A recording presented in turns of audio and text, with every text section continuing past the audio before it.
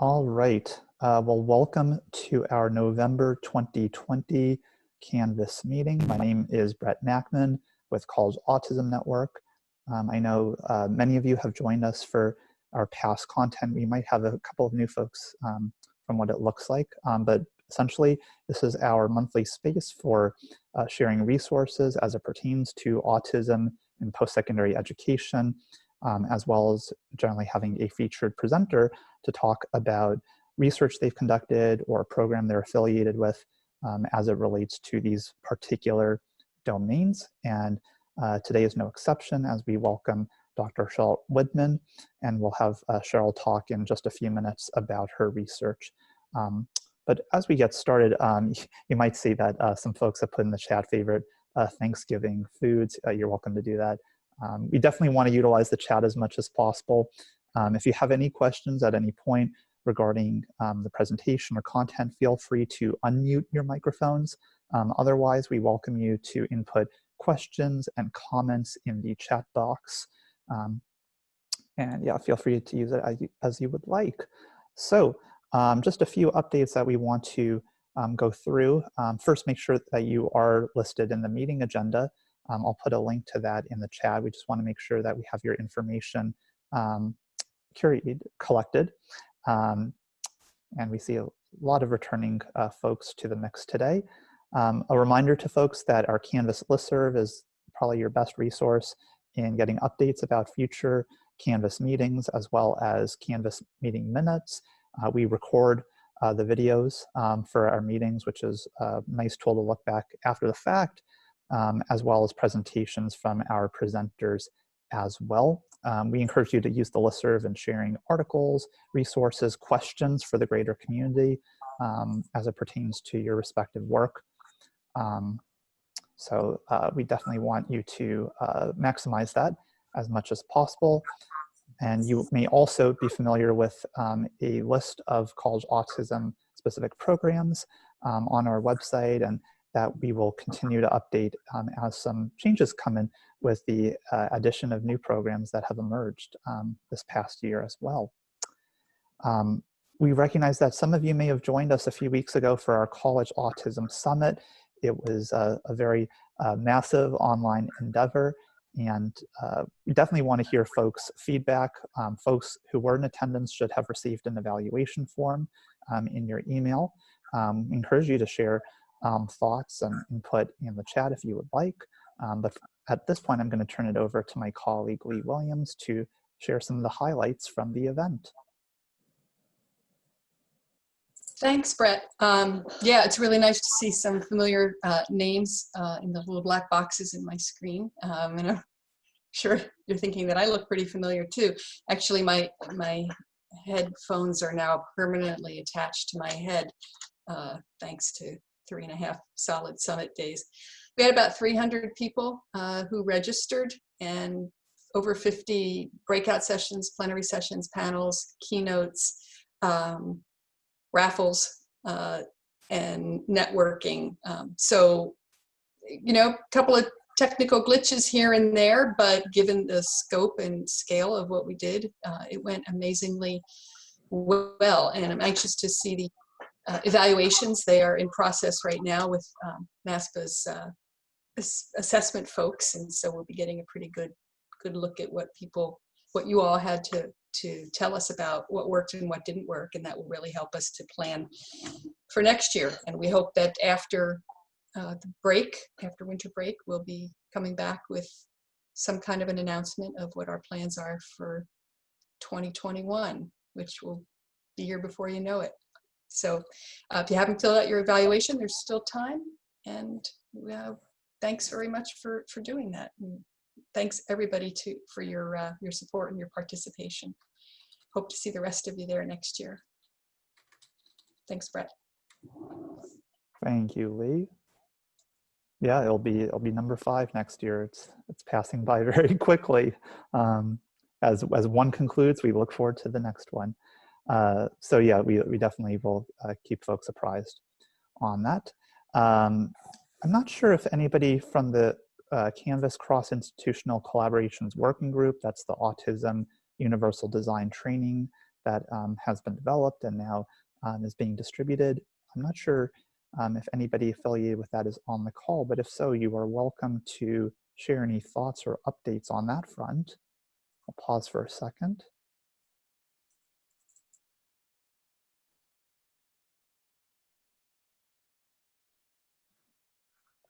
Looks like that might not be the case, but usually TC or Kristen provides an update. Essentially, this has been kind of a branch that stemmed from Canvas as a mechanism to develop some instructional materials for faculty members about autistic college students.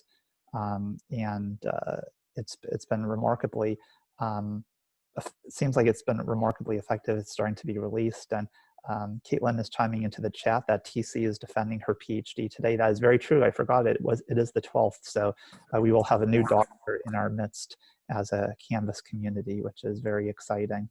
But this training, you might have seen emails about it on our listserv in terms of just it being disseminated and getting feedback on it as well. But it's been quite a remarkable effort and very encouraging. So just wanted to make reference to that. Yeah, thanks, Brett. And since I guess nobody else is speaking up, I am a collaborator in the training, and it seems to be going super well. I was just looking the other day at some preliminary data that are being submitted to INSAR. Really interesting results. There's already 70 people who've completed it. And the materials should be available next month. Great, thank you, Patrick. Yeah, it's really, really good to see this moving forward so swimmingly. Thank you for that. Do you want to allocate some space, as we've been trying to do with each of the meetings, toward just having a little bit of time for folks to exchange articles or resources that you think might be interesting to the wider community? Of course, you can do this via our listserv, but we definitely want to offer some space for that here. You can see that I've put a link to one in the meeting agenda regarding what was really kind of a big deal on a political governmental front in terms of an autistic individual who identifies as bisexual as well, winning a seat in the Pennsylvania House. It's a really compelling piece. It also makes reference to the Autism Self-Advocacy Network's Autism Campus Inclusion Project, which is a big effort, and getting the next generation of autism or autistic leaders involved in efforts related to advocacy and policy, et cetera. So that was kind of a big deal in terms of representation, and also just who seems like a really awesome and remarkable individual. So I'd encourage you to check that out if you have a chance.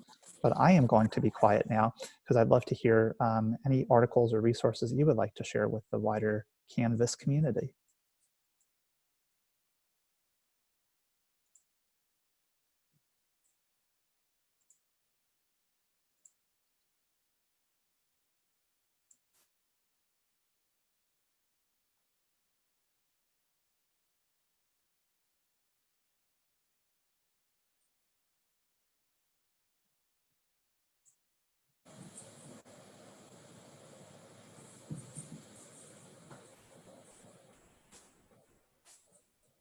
Well, I will try to fill this awkward silence. This is kind of like what happens in classes at times, right? Waiting for people to participate.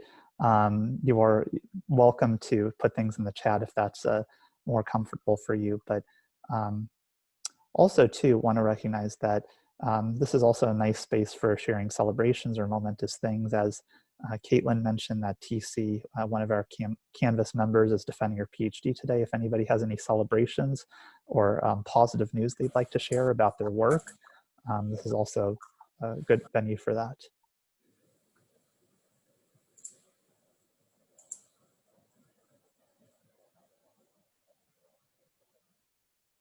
Brett, I just have a quick request. One of the things that we're going to be working on in the College Autism Network in the coming months is the creation of what we hope will eventually end up as an autism-friendly designation for campuses, and similar to safe space, safe zone types of programs for campuses. And we're very interested in getting a lot of input on what this might look like. So if you are interested in just being kind of part of the discussion and contributing to some of that thinking, you can maybe just drop your name in the chat, and I'll keep track of that, and then you'll hear from me over the next 2 months or so. And if you know of any similar efforts out there, let me know, because we're not looking to duplicate. We would love to build on what's already been done. Looks like there's already some initial interest in that way. So you can check the chat. Thank you for mentioning that. Other things that folks would like to bring to the wider group.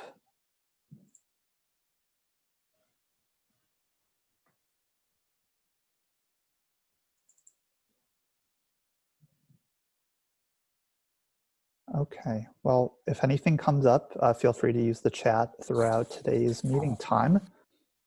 And I am going to now turn it over to our featured presenter, Dr. Cheryl Widman. You may know Cheryl as an active member in our Canvas community, became a doctor earlier this year. So speaking of celebratory things, Cheryl's with the University of Illinois at Chicago, and she's going to discuss understanding parental participation in the post-secondary education of students with autism spectrum disorder. We'll have about 25 minutes roughly for, actually closer to 30 potentially, 25 to 30 minutes for Cheryl's presentation, followed by Q&A. You can feel free to add comments or questions during the presentation. And I'm going to turn it over to Cheryl now. No, that's not good for you. Okay, that is not good for you. I say hello to everybody, and I want to thank everybody for being here. And I am especially indebted to Canvas for allowing me to speak today, so I thank you. The need for the study. I don't believe there's anybody else who's a parent and a special educator and researcher who's examined post-secondary education among students with ASD. And the reason why I did this was because there's a lot of research for parent partners prior to college, and parents are considered a best practice. Parent participation is a best practice all the way through college, before college. Why study parents? As the t-shirt shows, parents are experts. We invest emotionally and financially, and we are the experts in the needs of our children. And through IDEA, the Individuals with Disabilities Education Act, parents are an evidence-based best practice, and that is one of the things that guided my inspiration. My purpose in this study was to examine characteristics of parent participation in response to the needs of their autistic students in order to improve retention, graduation rates, and outcomes. I conducted a systematic review of the literature through a synthesis of established protocol of quality indicators for special education research and the PRISMA methodology. So one thing that I do in my research is that I never just rely on one method, and as you can see here, I'm a mixed methodologist, and I use several different methods, both qualitative and quantitative. So conceptually, I'm both a constructivist and pragmatist. My framework was structured according to 3 domains of support, which was Tinto, social integration, Waymeyer's 1999 model of self-determination, and emotional stress relief, which was a theme that emerged from my pilot research and is also supported by the literature. So I know that I supported my son in college. And so I began to wonder what other parents were doing within the context of the 3 domains of support. Because of my own problem with Likert type rating scales, I transferred my needs to that of prospective participants and decided that a binary yes or no interrogative would be a better tool for this population that may include broader autism phenotype parents or those who might themselves be autistic. I found validity for this type of approach in an instrument development book by McCoach, Gable, and Madura. So when developing a tool, we want to consider the needs of participants. So my mixed methods approach consisted of a concurrent nested design for data collection. I had 13 open-ended questions which were embedded with the yes or no items and were grouped according to domain. And this was really done with executive function in mind, so parents did not forget what they may have wanted to added to each domain under survey. There was a final open-ended question, which was intended for a probe for any other ways that parents might have helped support their student that were extraneous to the 3 domains under survey. So here are my research questions, of which there are 4. How do parents support social integration, autonomy, and emotional stress relief? In what other ways do parents support their students with autism? And is the instrument I developed, the PPS ASDS, it's a mouthful to say, Parents of Postsecondary Students with Autism Spectrum Disorder Survey is the whole title. Is it a reliable measure for assessing parent involvement with post-secondary students?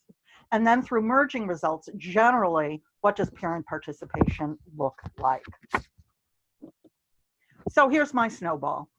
I collected data through snowball recruitment, and I had different distribution networks, including a website I constructed. My goal was to get at least 10 participants per variable based on what I knew about other statistical tool benchmarks. 3 variables implied at least 30 participants, so 10 participants per variable. And given that autistic students in post-secondary education is a recent phenomenon, I was thrilled to get 45 participants, and the data yielded a signal to thumbs up to the sample size. So according to McCoach, I found Raymond's paper, in addition to McCoach rather, I found Raymond's paper, Grammar and Social Organization, Yes or No Interrogatives, and the Structure of Responding, which was another supporting Y&I initiative, the Yes or No interrogatives. Raymond argued that perhaps the most important justification for yes or no is that yes or no queries have developed in every language. We can ask anybody yes or no, they know what that means, despite cultural differences, first language or socioeconomic status, level of education, level of functioning. I restricted parent participation to US because my hypothesis was tied to US education policy and students having had an IEP, an individualized education program, in US schools. And while I didn't collect, obviously, IP addresses, Qualtrics imprints geocoordinates. So I could see if the prospective participant was actually in the US. We achieved 100% inter-rater concordance. That was achieved through subjecting 12 surveys, which passed inclusion, and 12 surveys that failed, to the inclusion criteria protocol. We used an online random number generator to select the survey numbers.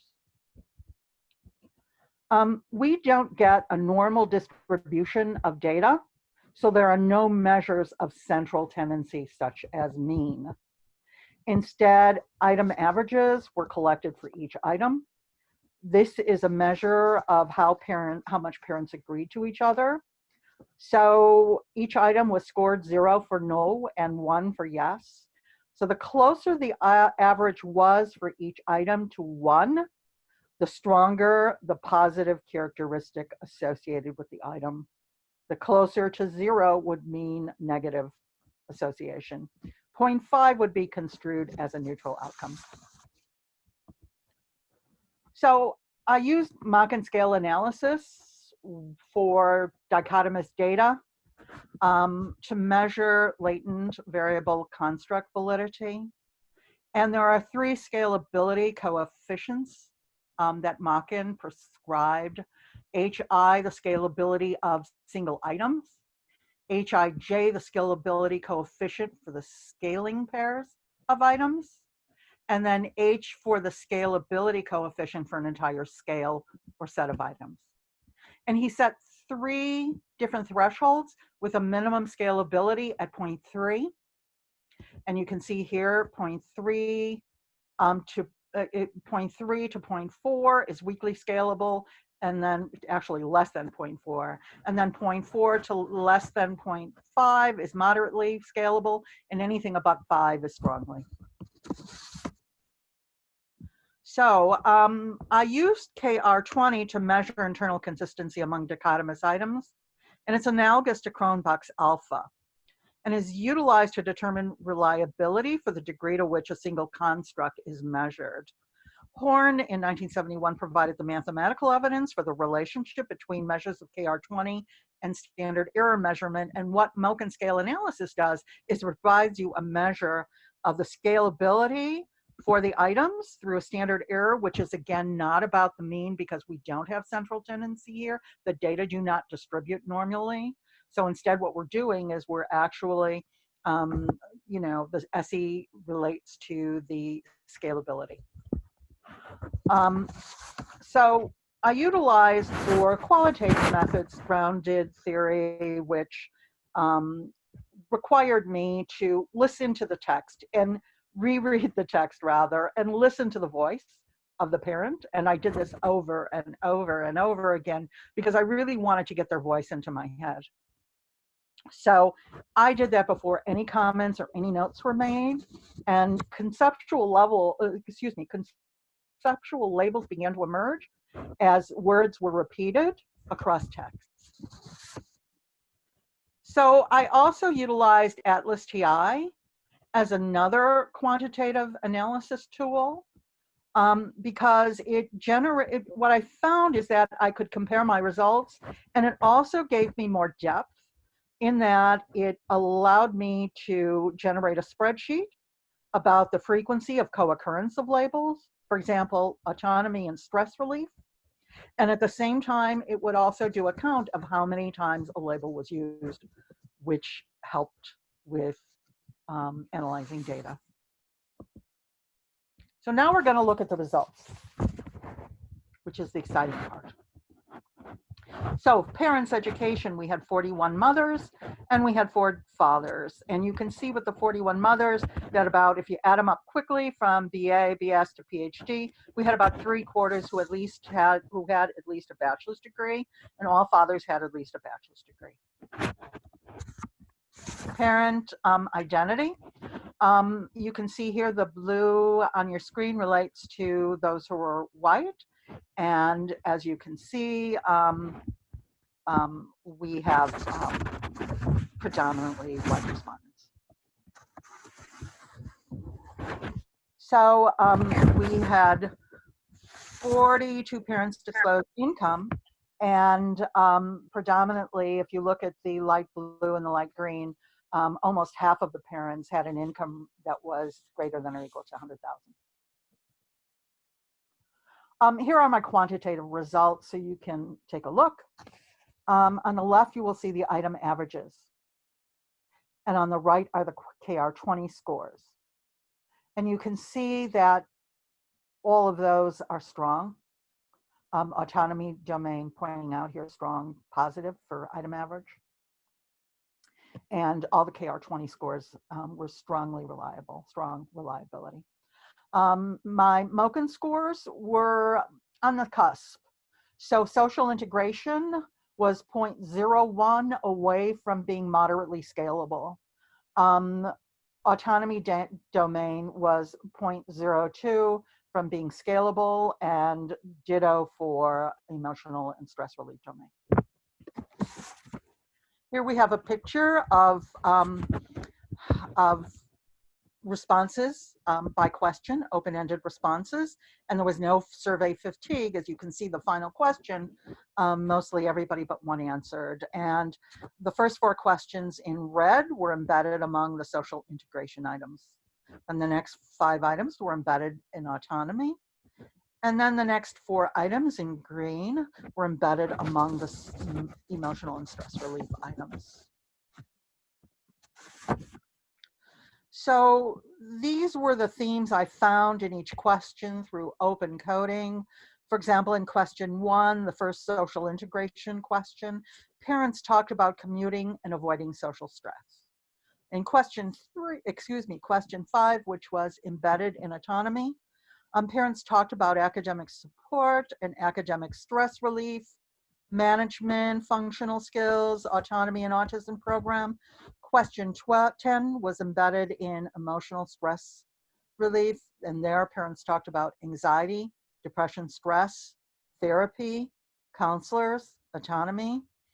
And the last question was where they got to add whatever they wanted, and types of help emerged as a theme, including organizing, help with communication, financial help, and transportation help. So for qualitative, for the qualitative results, we had inter-rater agreement for the coding of 3 themes. We discussed and compared our themes that we found and ideas.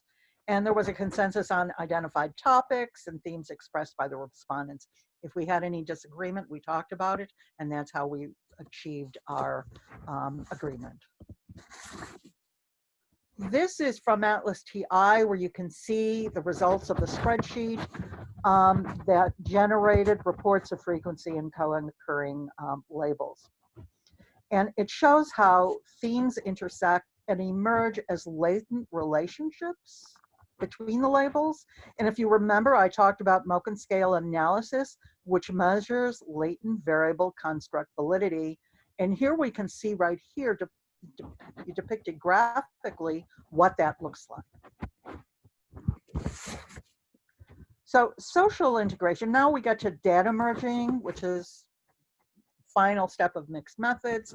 So social integration had a positive item average score of 0.64, and for internal consistency, it had a strong KR20 score of 0.76. It had the coefficient for scalability for Moken scale analysis that rated the highest at 0.39, which, as I said before, while it's considered weakly scalable, it's really on the cusp of the moderate range at 0.01 away. So now for autonomy, also had the strongest positive score for item average, very strong. Also a strong KR20 internal consistency score, and also the coefficient was 0.02 away from being scalable. And Atlas TI measured autonomy with the highest label count of 102. Emotional stress relief for data merging, we had also a strong item average of 0.69. The KR20 strength was also there at 0.73. And emotional stress relief, like autonomy, was right on the cusp, 0.02 away from being scalable. So benchmarks by Cresswell and Cresswell, which guided my mixed methods inquiry, were achieved. And all 3 domains rated high for internal consistency as measured by Cooter-Richardson 20 test of reliability.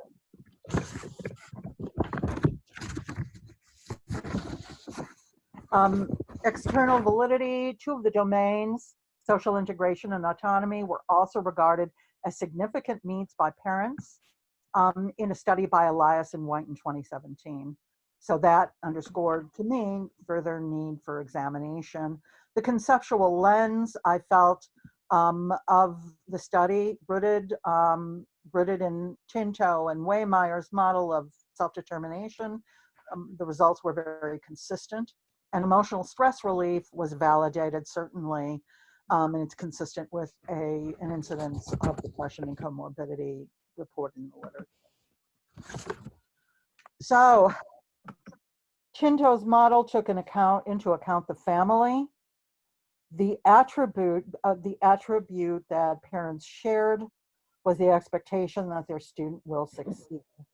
Parents demonstrated commitment, and this underlies Tinto's notion of persistence in the student model. So we had kind of both that occurring with parents as well. And parents financially commit, not just emotionally, but they financially commit to investing in their students' education. And thus, with the knowledge of their students' needs, they assumed a participatory role to ensure student success and persistence. So my first research question was, how do parents support social integration, autonomy, and emotional stress relief? So parents were, in a sense, providing the support that was vacated by the loss of IEP in post-secondary education. Parents fostered social integration, they nurtured autonomy, they coached emotional and stress relief. The second question, in what other ways do parents support the post-secondary education with students with their students with autism? They were providing help with organizing, communication, financial aid, and transportation, certainly, as we found out. There were multiple intersecting themes of participation. For example, you had autonomy plus management activities that had the highest co-occurrence frequency. And this underscores the critical relationship between autonomy and executive function. And I want to underscore that relationship. So the third question, is my survey a reliable measure for assessing parent involvement with post-secondary students? Based on the item averages and the KR20 reliability measures, the answer is resoundingly yes. It's a reliable measure. How about this question, the last question, through merging results? Generally, what does parent participation look like?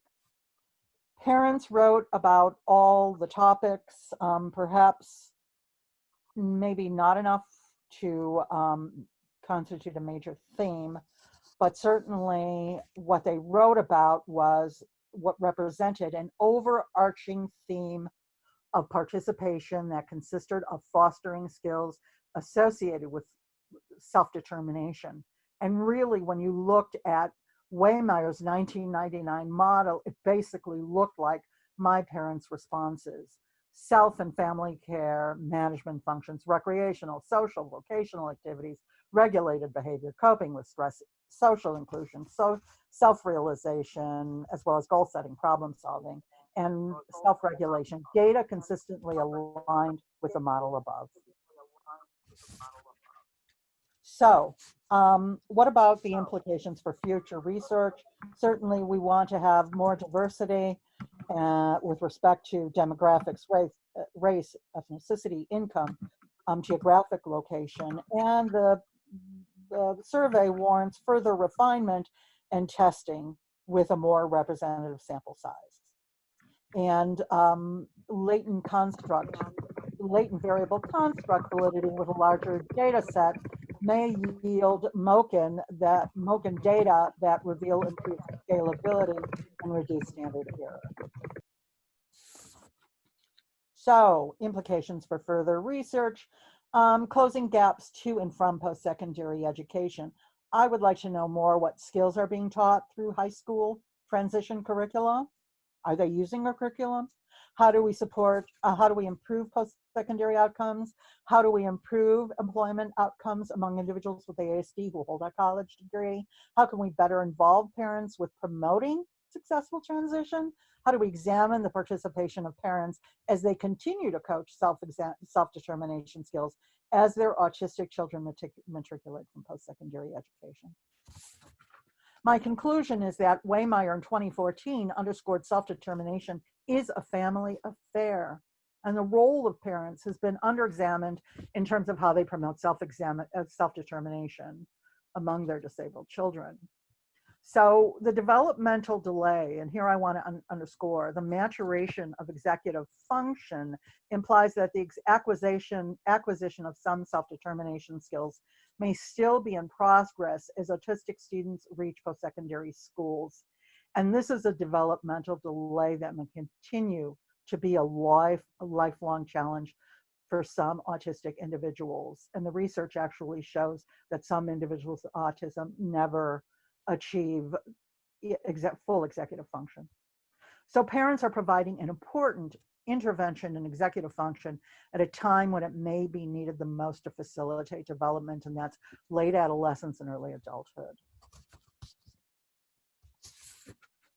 So parents are fostering all of these self-determination skills associated with executive function, organizing, planning, self-regulation, working memory, decision-making, coping with stress, self-awareness. And finally, the hypothesis for the study proved correct, and parents are filling in the gap of services created by the shift from idea in high school to generic accommodations available at post-secondary institutions, provided as a civil right through the Rehabilitation Act of 1973 and the ADA of 1990. My references are here.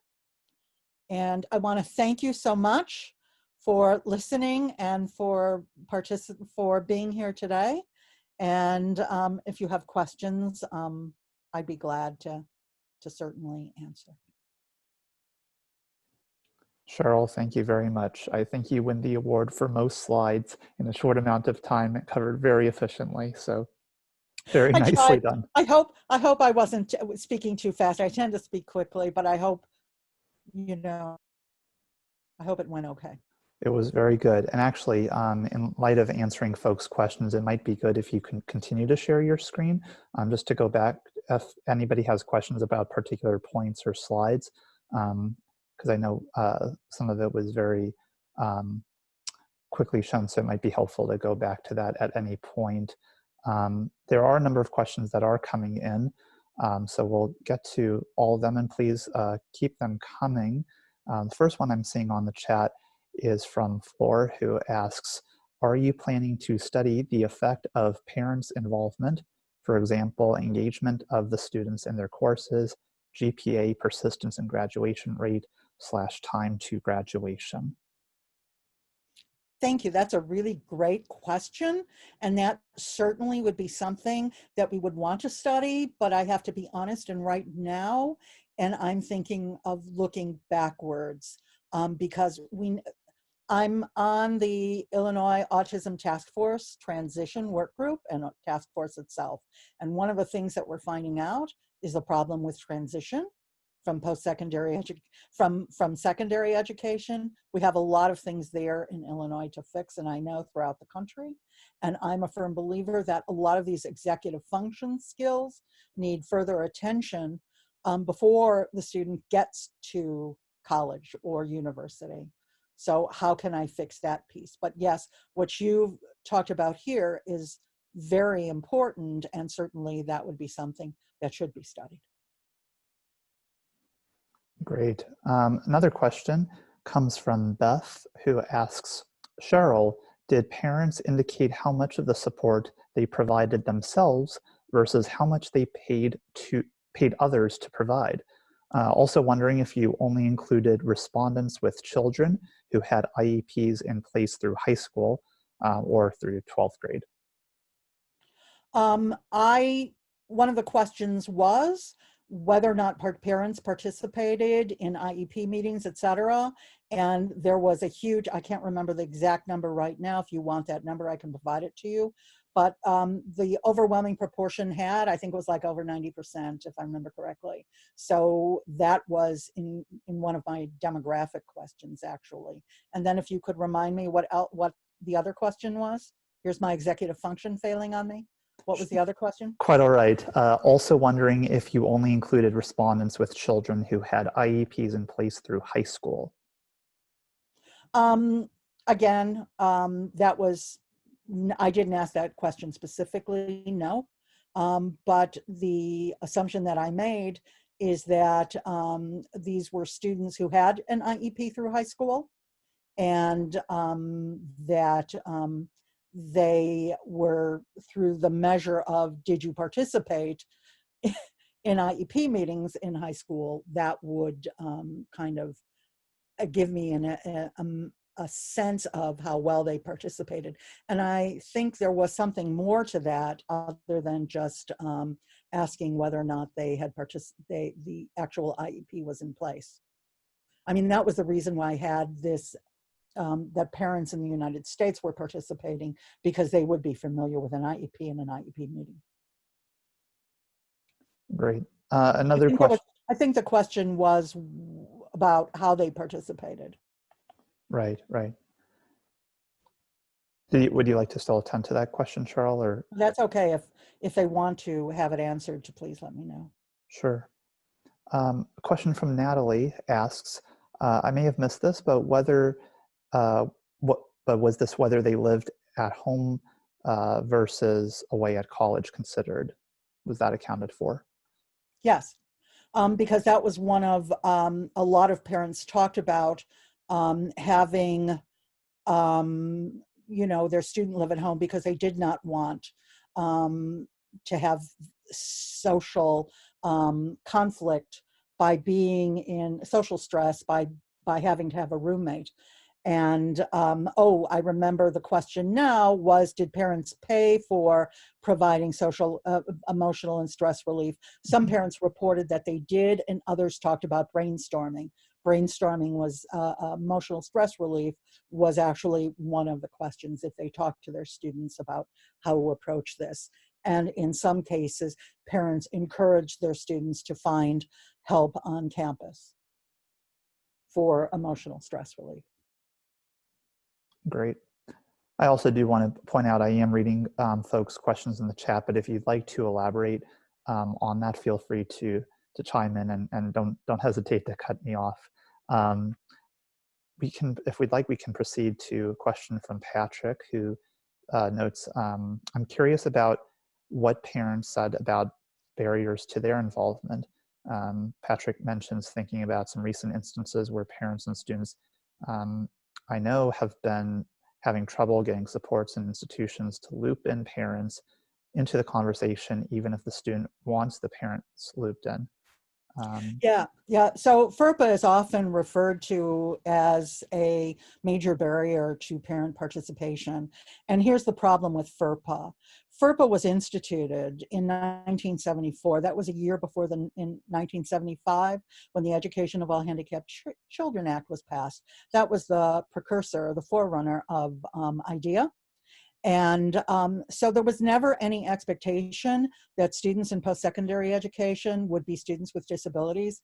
Yet, according to the Department of Education right now, undergraduates with disabilities are reported at 19.4% and graduate students at 11.8%. So you can see we have a huge population in general of students with disabilities on campuses.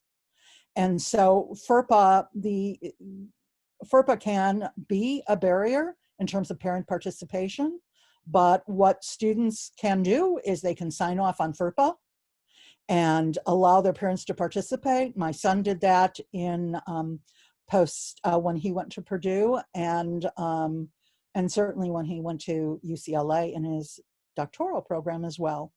So there are ways to hurdle across FERPA, but that's one of the policy issues that I think it's anachronistic and it needs to be changed.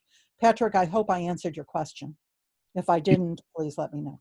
No, that's definitely answering the question. And sorry to follow up, I also asked a second part of the question where I was wondering about whether you in the future would have any plans to also bring in the student perspective, because just based on experience I had recently, I was sort of advocating for another autistic student, and the parent couldn't really say, well, no, you need to loop me in because, my son wants me looped in. But as the other autistic advocate, it was sort of easier for me to take on that role. So on a related note, I'm kind of thinking, if you bring in the autistic perspective, could you then get a strong case for the necessity of parent involvement in at least many cases in order to see if we can do something about these barriers? Absolutely brilliant. And I love that. And yes, I'm all about, involving autistic students.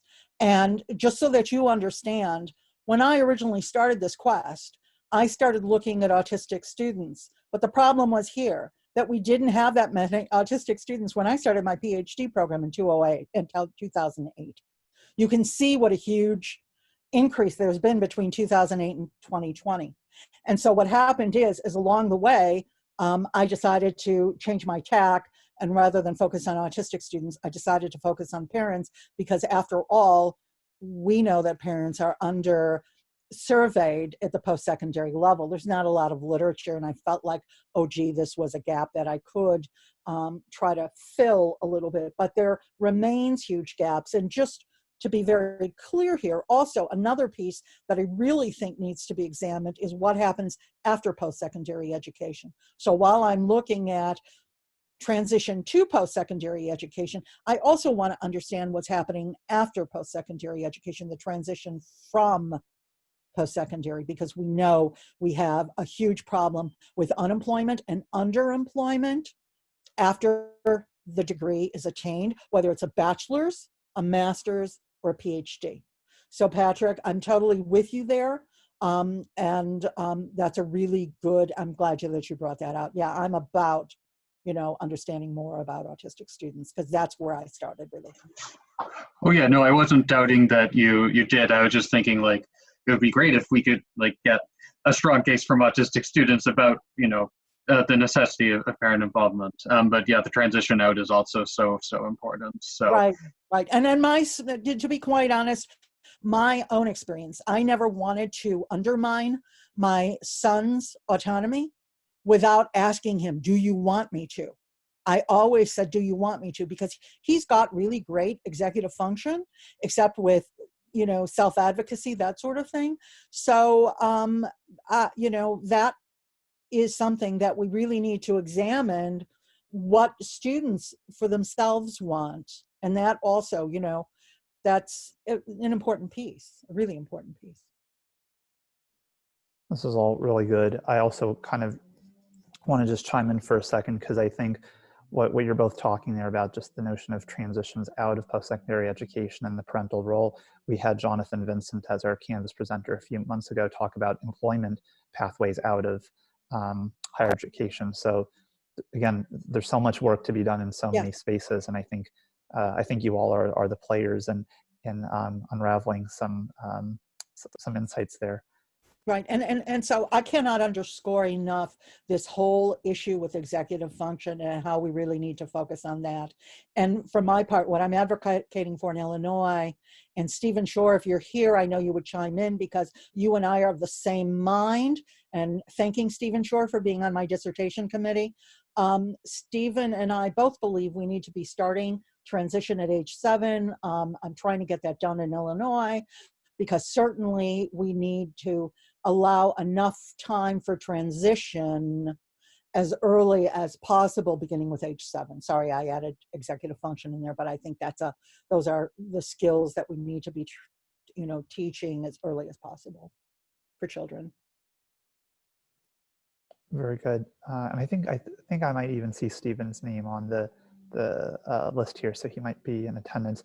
Another question comes in. This is from Kim, who asks, I may have missed this, how did you find the parents who participated in the research study? Sure.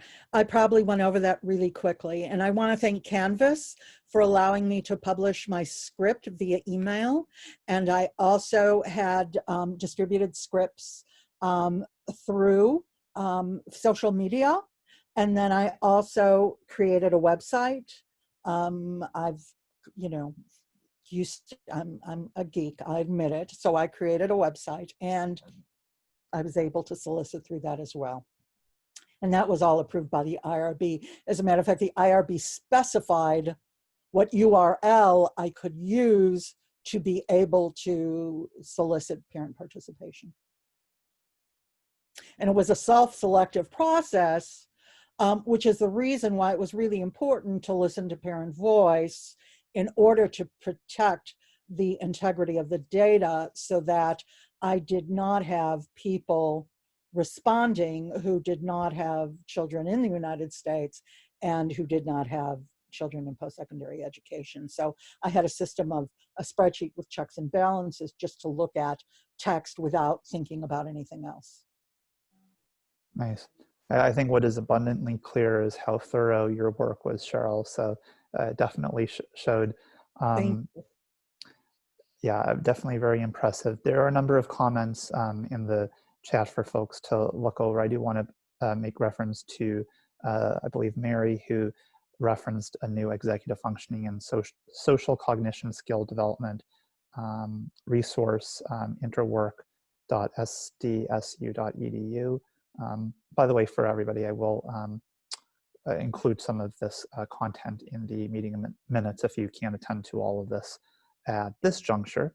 And there's some other good comments related to what was just discussed. We probably have time for one more question if anybody wants to pose. Should I stop sharing, or do they still want to see? It's totally up to you, Cheryl. I just want to make sure in case someone had a particular question related to an element that you'd be able to get to it quickly. I think I love this slide, the co-occurrence of labels, because again, that refers to the latent, latent variables that Atlas measured it, obviously, but that mock and scale analysis does. And if anybody wants to know why I chose mock and scale analysis, because I was creating this instrument, which was completely unlike anything else that's out there. I believe that yes and no interrogatives are the best for individuals with disabilities as well as their parents, because there are no barriers to participation. And I had lots of people participating that probably shouldn't have, which is the reason why I had to exclude them from the criteria, but there was no barrier at all to completing my survey.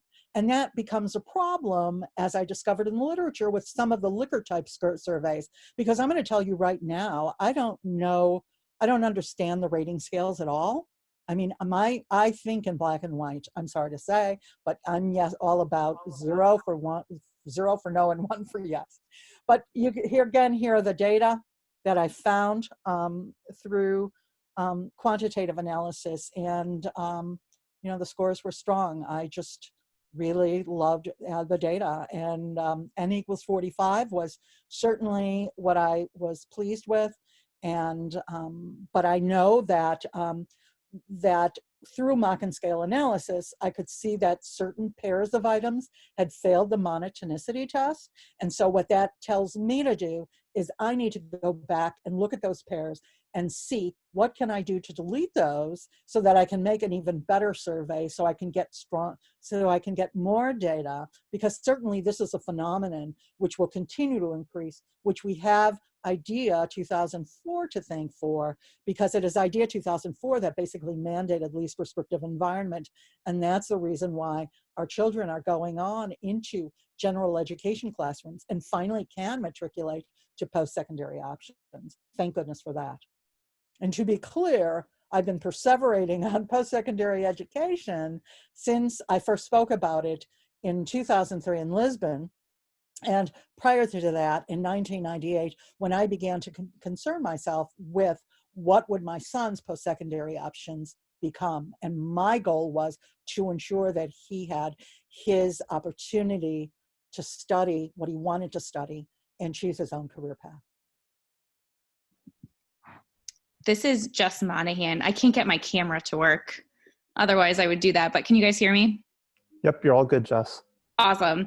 So I was thinking about this, and somebody, I think it was you, Brett, but my computer is being a disaster today, mentioned, getting student input. And one of the things I'm thinking about is we're running focus groups right now to adapt an intervention to higher ed. And the intervention usually includes a parent component. And so we ask students, because they're college students, what do you want about that? Or what do you think about that? Hard no. But one thing that we didn't anticipate that we're seeing amongst some of the students is a real disconnect between what they think and what they think their parents think, which I'm finding interesting. And Cheryl, I also have a son who's on the spectrum. And so I always think parents are like us, where we're like, no, we're going to advocate. We're going to let our kids have a voice, all of those fun things. But what we're seeing, at least in our sample, is that a lot of students don't want anything to do with what their parents want. So it might be really fascinating when you do this to kind of look at that dynamic and see, are there any big differences in the way? I can tell you that I had one parent say that their child didn't want anything at all to do. The parent said that their child didn't want anything all to do with them. And then I had another parent who actually went to, taught her student at the undergrad level her classes, because her student would tape them and then she would be able to come home and she would explain them and reteach to her own student. So I'm going to say here that sometimes students will not maybe completely talk about how they want their parents to participate, but they may privately actually have their parents participating. So what I'm saying is not to doubt the student, but students might feel like, well, I don't want to talk about that because that might be a private thing to them. I don't know if that makes sense to you, but I can see it does make sense to me. What we're seeing in our focus groups is like actual conflict. Like we've had things like emancipation come out, like very strong feelings of like disconnect and angst and anger. Obviously not across the entire sample. It's a qualitative study, it's a small sample. But I just think it's such an interesting dynamic that you're right. We don't know anything about the way families interact in higher ed. We don't. And, I've had parents who clearly expressed frustration. So that tells me something about the dynamic with their student. And then I have had parents who wrote to me and said, I'm autistic. I think I'm autistic. And these parents might be the ones who are completely on the same, what would you say?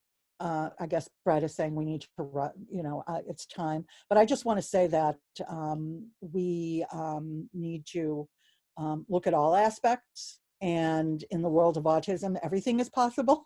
There's so many different perspectives. I hope, certainly it needs to be explored. All right. Well, I'm trying to be open-minded. No, that was a great question. Thanks for posing that, Jess, and addressing that, Cheryl. We are at 1 hour. It should be about, I think, 4 o'clock Eastern time now. So for many of you, it's getting close to the evening. Thank you again very much to Cheryl for her presentation. And I encourage obviously all of you to pass along your appreciation in the chat as well. This was our last Canvas meeting of the year, folks, or at least in the form of the traditional meeting. We had 10 of them in 2020. We know many of you have been in attendance for them, and we'll have a really exciting slate for the spring starting in January. So stay out on the lookout for that. I would encourage you over the next few weeks, what I'm doing on my end, so you all know what I'm doing, is trying to assemble the schedule, both in terms of recruiting specific folks and also seeking self-volunteers, or if you all have recommendations of people you think would be great for a Canvas meeting. So what I encourage you to do, if you are so interested or know someone who would be a good fit as it pertains to autism and post-secondary education, send me an email in the next week or two. I'd appreciate it, and we can see how we can make that happen. But it's been a wonderful fall. Wishing everybody good health, stay safe and stay well as we enter the holiday season. We'll certainly still be in touch with Canvas via our listserv and other mechanisms over the coming weeks, and we'll see you right back here in January. All right, take care, everybody.